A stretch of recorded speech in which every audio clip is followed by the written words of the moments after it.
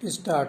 अध्यक्ष महोदय, जब श्री नरसिम्हा राव ने प्रधानमंत्री का पद संभाला था तो राष्ट्रपति के आदेश से वे विश्वास का प्रस्ताव लेकर यहां आए थे और भारतीय जनता पार्टी ने उस समय भी उस विश्वास के प्रस्ताव के खिलाफ मत दिया था।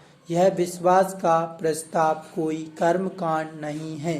पिछले कुछ दिनों में देश में ऐसी घटनाएं हुई हैं 6 दिसंबर के बाद, 6 दिसंबर को और 6 दिसंबर के पहले, जिनके कारण हमारा देश एक बार फिर अपनी तकदीर के तिराहे पर आकर खड़ा हो गया है। 6 दिसंबर को अयोध्या में जो कुछ हुआ उससे हम दुखी हैं। हमने प्रधानमंत्री को जो वचन दिया था उस वचन का पालन करने का वहाँ पूरा प्रयत्न हुआ, मगर उस वचन का पालन नहीं किया जा सका।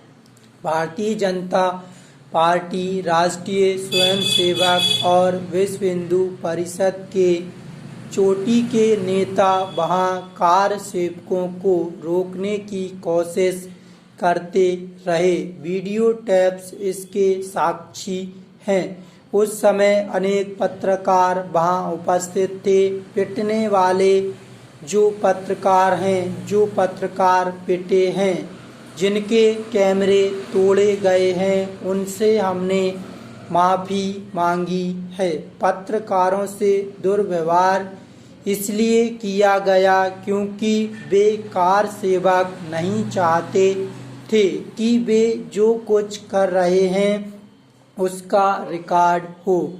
अभी अयोध्या में क्या हुआ, इसकी केंद्रीय जांच ब्यूरो द्वारा पहल की जा रही है। जांच के परिणाम अभी प्रकट नहीं हुए हैं और मैं चाहूँगा कि सरकार के पास जो भी तथ्य हैं वे हम सबके सामने उसे सदन में रखें। हमारे पास जो भी तथ्य हैं वे हम सदन में रख रहे हैं। मैं तो यहाँ तक कहूँगा कि इस तरह के काम में हिस्सा लेने वाले जो लोग थे उन्हें स्वयं सामने आकर कहना चाहिए कि हमने तोड़ा है और हम उसका दंड भुगतने के लिए तैयार हैं, क्योंकि बड़ी संख्या में उपस्थित कार सेवकों ने इस तरह के काम में हिस्सा नहीं लिया।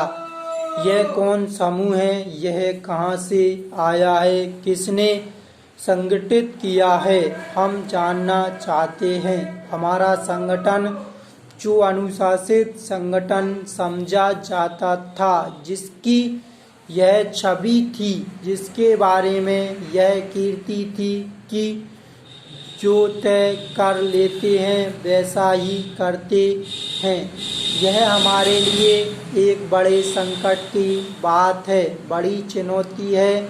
आज तो हमारे लिए कठिनाई पैदा हो रही है।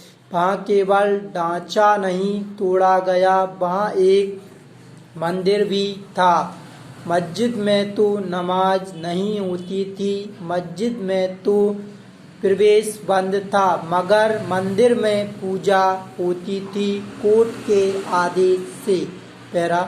मैं केंद्र सरकार का संकट भी समझता हूँ और वह संकट कल्याण सिंह सरकार के सामने भी था, फिर भी हमें भरोसा था। इसलिए हम कहते हैं कि अगर प्रधानमंत्री जी के भरोसे को ठेस पहुंचती है तो हमें भी ठेस पहुंची है। कल्याण सिंह जी ने इस्तीफा दे दिया, आडवाणी जी ने इस्तीफा दे दिया।